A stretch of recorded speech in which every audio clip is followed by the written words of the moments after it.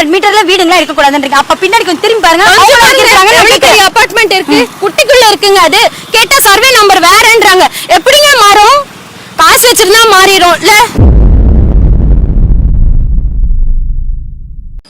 அரை கிரவுண்ட் இடத்துல எங்க ஆத்தா அப்ப ஆக்கிரமிச்சுட்டான்னு நீ நீதிமன்றத்துல ஆணையம் வாங்கிட்டு வந்து பேக்கும் போது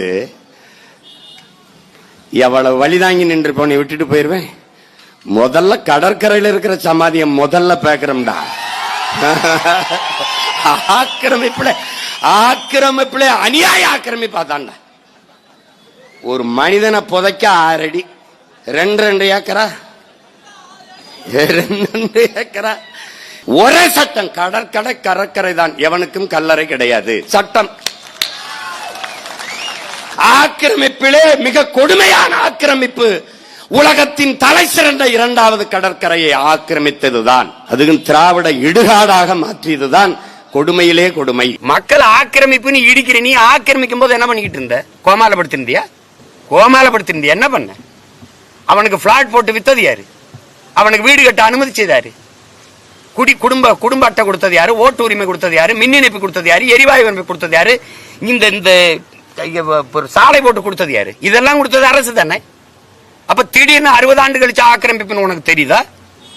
மழை இங்க இருந்து ஓடி போய் ஒரு இடத்துல தேங்குறதுக்கு 10 ஏக்கர், 2 ஏக்கர், 3 ஏக்கர், 4 ஏக்கர், 5 ஏக்கர்ல நீர் தேக்கங்களை குட்டையா வெட்டி நீரை கொண்டு சேமிக்க முடியாதா? இதை செஞ்சிருக்க முடியாதா? நீங்க என்னோட வாங்க.